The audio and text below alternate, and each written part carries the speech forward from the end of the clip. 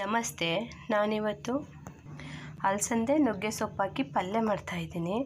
ಅದಕ್ಕೆ ಒಂದು 1/4 kg ಅಲಸಂದ ಹುರಿದು ತಗೊಂಡಿದ್ದೀನಿ. ನುಗ್ಗೆ ಸೊಪ್ಪು ಬಿಡಿಸಿ ತೊಳೆದಿಟ್ಕೊಂಡಿದ್ದೀನಿ. ಇದನ್ನು ನಮ್ಮ ತೋಟದಲ್ಲೇ ಇರೋದ್ರಿಂದ ಸ್ವಲ್ಪ ಜಾಸ್ತಿನೇ ನುಗ್ಗೆ ಸೊಪ್ಪು ಹಾಕ್ತಾಯಿದ್ದೀನಿ.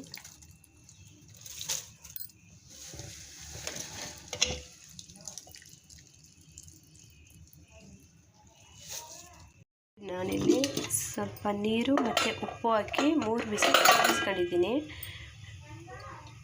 ಬೆಂದಿದೆ. ಇದನ್ನು ಬಸ್ಕೊತೀನಿ.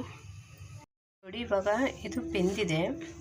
ನೋಡಿ, ಸೊಪ್ಪು ಅಷ್ಟೊಂದು ಹಾಕಿದೆ. ಬೆಂದ ಮೇಲೆ ಒಂದು ಸ್ವಲ್ಪ ಆಗಿದೆ ಅಷ್ಟೇ ಸೊಪ್ಪು.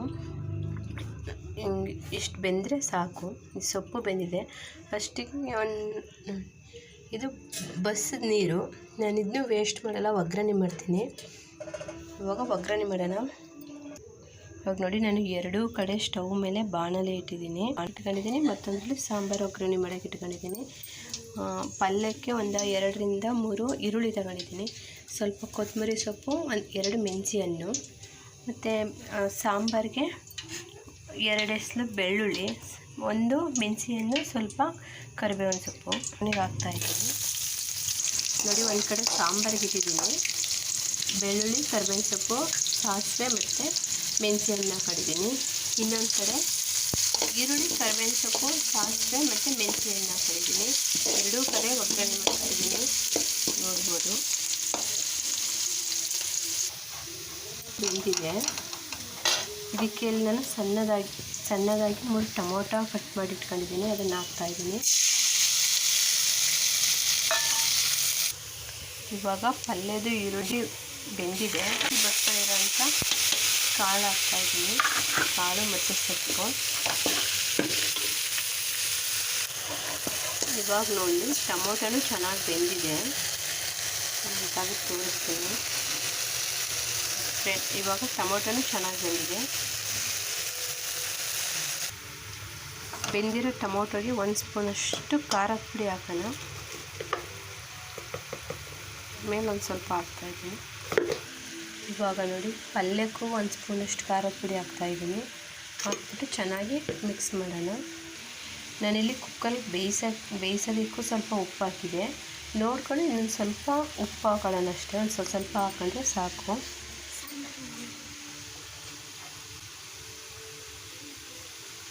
ಇವಾಗ ಸಾಂಬಾರಿಗೂ ಸ್ವಲ್ಪ ಉಪ್ಪು ಹಾಕೊಳ್ಳೋಣ. ಇವಾಗ ನೋಡಿ, ಪಲ್ಯ ಎಲ್ಲ ಆಗಿದೆ. ಇದಕ್ಕೆ ನನ್ನ ಕೈಯಲ್ಲಿ 1 ಹಿಡಿಯಷ್ಟು ಕರಿಬೇವಿನ ಸೊಪ್ಪನ್ನು ಕಾಯಿ ಹಾಕೋಣ. ಕಾಯಿ ಹಾಕಿ ಚೆನ್ನಾಗಿ ಮಿಕ್ಸ್ ಮಾಡಿ. ಈ ಕಡೆ ಸಾಂಬಾರ್ದು ಟೊಮೊಟೊ ಒಗ್ಗರಣೆಗೆ ಟೊಮೊಟೊ, ಖಾರ, ಉಪ್ಪೆಲ್ಲ ಹಾಕಿದ್ವಲ್ಲ, ಇದು ಕುದೀತಾ ಇದೆ. ಇದಕ್ಕಿವಾಗ ನಾವು ಬಸ್ಸಿ ಇಟ್ಕೊಂಡಿರ್ತಕ್ಕಂಥ ಸಾಂಬಾರು ಹಾಕೋಣ.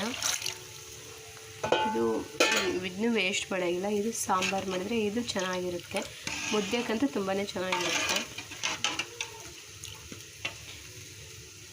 ಈಗ ಪಲ್ಯಕ್ಕೆ ಸ್ವಲ್ಪ ಕೊತ್ತಂಬರಿ ಸೊಪ್ಪು ಮತ್ತು ಸಾಂಬಾರಿಗೂ ಸ್ವಲ್ಪ ಕೊತ್ತಂಬರಿ ಸೊಪ್ಪು ಹಾಕಿ ಸಾಂಬಾರನ್ನ ಕುದಿಯೋಕ್ಕೆ ಬಿಡೋಣ. ಮುಚ್ಚಿಟ್ಬಿಟ್ಟು ಸ್ವಲ್ಪ ಹೊತ್ತು ಬಿಡೋಣ. ಒಂದು 5 ನಿಮಿಷ ಕುದೀಲಿ. ಇವಾಗ ಪಲ್ಯ ರೆಡಿಯಾಗಿದೆ. ಇವಾಗ 1 ಸ್ಪೂನ್ ನನ್ನ ಮಗ ಚೆನ್ನಾಗದ ಮಮ್ಮಿ. ನೋಡಿ, ಇವಾಗ ಸಾಂಬಾರಾಗಿದೆ, ಕುದೀತಾ ಇದೆ. ಇದು ತಿಳಿ ಸಾಂಬಾರ್ನಾಗ ಚೆನ್ನಾಗಿರುತ್ತೆ. ಮುದ್ದೆ ಮತ್ತು ಅನ್ನ ಯಾವುದ್ರ ಜೊತೆನಾದ್ರು ಊಟ ಮಾಡ್ಬೋದು. ಪಲ್ಯ ಮತ್ತು ಸಾಂಬಾರು 2 ಒಂದೇ ಟೈಮಲ್ಲಿ ಮಾಡ್ಬೋದು. ನೀವು ಒಂದ್ಸಲ ಮನೇಲಿ ಟ್ರೈ ಮಾಡಿ. ಲೈಕ್ ಮಾಡಿ, ಶೇರ್ ಮಾಡಿ, ಸಬ್ಸ್ಕ್ರೈಬ್ ಆಗಿ. ಮುದ್ದೆ ಮಾಡೋದಕ್ಕೆ ಇಟ್ಕೊಂಡಿದ್ದೀನಿ. 2 ಲೋಟ ನೀರಿಗೆ ಒಂದು ಮೀಡಿಯಮ್ ಸೈಜ್ 3 ಮುದ್ದೆ ಆಗುತ್ತೆ. ನೋಡಿ, ಈ ರೀತಿ ಲೋಟದಲ್ಲಿ 2 ಲೋಟ ನೀರು ಹಾಕಿದ್ರೆ ಮೀಡಿಯಮ್ ಸೈಜ್ 3 ಮುದ್ದೆ ಆಗುತ್ತೆ. ನೀರು ಕುದಿ ಬರಬೇಕು. ಒಂದು ತಟ್ಟೆ ಮುಚ್ಚೋಣ. ಈಗ ಒಂದು ಬೇಸನ್ಗೆ ಒಂದು ಸ್ವಲ್ಪ ನೀರು ಹಾಕೊಳ್ಳೋಣ.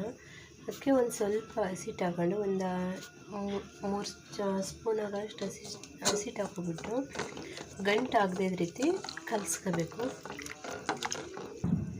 ತುಂಬ ಗಟ್ಟಿ ಏನು ಬೇಡ, ಗಟ್ಟಿನೂ ಇಲ್ಲ ತೆಳ್ಳನೂ ಇಲ್ಲ.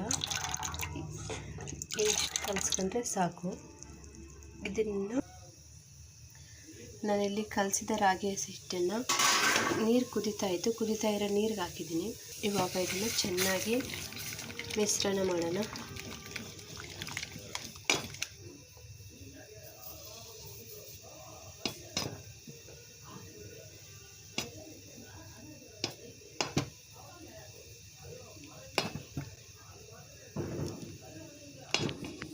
ನಿಮಿಷ ಕುದೀಲಿ. ಇವಾಗ 1-2 ನಿಮಿಷ ಇದು ಕುದ್ದಿದೆ.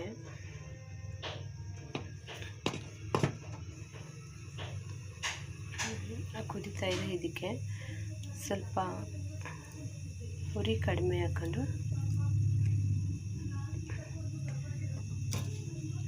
ಕುದೀತಾ ಇರೋ ಅಂಬ್ಲಿಗೆ ಸ್ವಲ್ಪನೇ ಹಸಿಟ್ಟು ಹಾಕೊಬಿಟ್ಟು ಗಂಟು ಆಗದ ರೀತಿ ಒಣಗಿಸ್ಬೇಕು.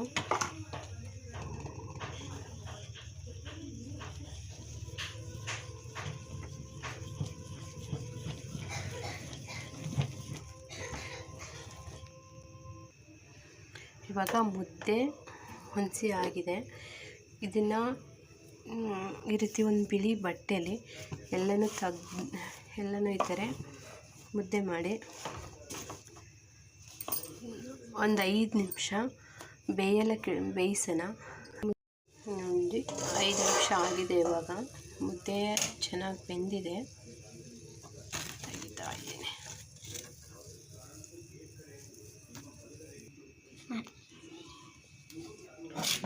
ನೋಡಿ, ಇದು ನಾನು ಬಟ್ಟೆಲಿ ಕಟ್ತಾ ಇದ್ದೀನಿ.